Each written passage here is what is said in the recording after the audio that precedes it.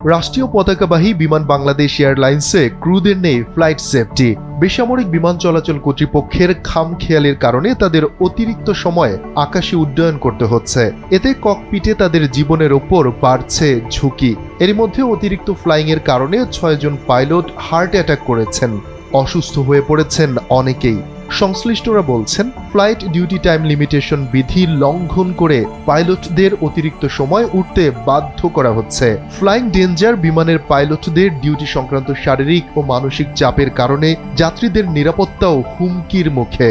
নীতি বহির্ভূত ছাড় ও বিমানের চাপের কারণে নিয়মিত চলছে এমন ঘটনা। লঙ্ঘিত হচ্ছে আন্তর্জাতিক বেসামরিক বিমান চলাচল সংস্থা আইকাওর নীতিমালাও। পাইলটদের জীবন ঝুঁকি সংক্রান্ত অভিযোগগুলো ফাইলবন্দি অবস্থায় পড়ে রয়েছে।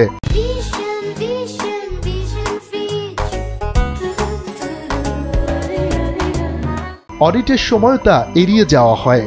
এক অনুসন্ধানী প্রতিবেদনে এই তথ্য জানিয়েছে দৈনিক যুগান্তর। অনুসন্ধানে উঠে এসেছে, গেল 3 বছরে 6 জন পাইলট হার্ট অ্যাটাকের শিকার হয়েছেন। তাদের মধ্যে রয়েছেন captain Syed Bazlur Rahman, captain Mukassid Hossain, captain Anisur Rahman, captain Joynal Mia ও ক্যাপ্টেন এম মাকসুদ আহমেদ। এছাড়া অন্তত 2 জন পাইলট মাঝ আকাশে অজ্ঞান হয়ে পড়েন। কো পাইলটদের তাৎক্ষণিক সিদ্ধান্ত ও দক্ষতায় সে যাত্রায় বড় দুর্ঘটনা এড়ানো সম্ভব হয়েছিল। এ ধরনের শারীরিক সমস্যা, অস্বাভাবিক ক্লান্তি ও ঝুঁকি নিয়ে বিমানের সেফটি বিভাগে জমা আছে 500টিরও বেশি সেফটি রিপোর্ট। কিন্তু বিস্ময়করভাবে এই বিপুল সংখ্যক রিপোর্টের একটিরও কোনো তদন্ত হয়নি। নাম প্রকাশ না করার শর্তে একজন সিনিয়র ক্যাপ্টেন বলেন, ক্লান্তিজনিত কারণেই বড় দুর্ঘটনা ঘটতে পারে। এতগুলো সেফটি রিপোর্ট জমা পড়লেও বেবিচক কেন চোখ বন্ধ করে রেখেছে? সেফটি রুলস না মানলে বিপর্যয় এখন শুধু সময়ের অপেক্ষা মাত্র। সূত্র মতে, নীতিমালা সর্বোচ্চ 1000 ঘন্টা উপেক্ষা করে বিমানের পাইলটদের বছরে 1200 ঘন্টা পর্যন্ত ফ্লাইট পরিচালনায় বাধ্য করা হচ্ছে। এমনকি অনেক ক্রু পরপর 12 মাসে 1400 ঘন্টার বেশি সময় উঠছেন, যা সরাসরি নিরাপত্তা নির্দেশনা লঙ্ঘন। এক জ্যেষ্ঠ কর্মকর্তা বলেন, আমরা নিয়মিতভাবে অতিরিক্ত ফ্লাইটে বাধ্য হচ্ছি। কোনো মাসে 120 ঘন্টা পর্যন্ত উঠতে হয়।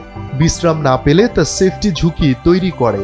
কিন্তু আপত্তি তুললেই হয়রানির মুখে পড়তে হয়। প্রায় পাইলট ও ক্রুরা অসুস্থ হয়ে পড়েন।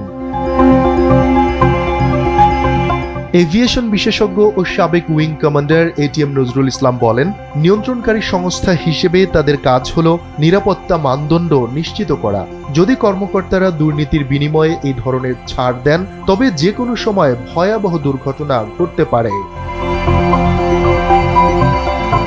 বিমান বাংলাদেশ এয়ারলাইন্সের পরিচালক ক্যাপ্টেন এম আমিনুল ইসলাম বলেন, হজ মৌসুমে কিছু ব্যতিক্রম হয়েছিল, তবে এখন আর এমনটি হচ্ছে না। আমরা বেবিচকের নির্দেশনা অনুযায়ী কাজ করি।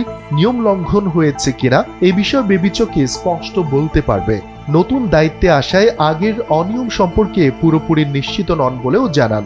তিনি আরো বলেন, আইনের বাইরে যাওয়ার কোনো সুযোগ নেই। শফিকুল ইসলাম শান্ত, NPB।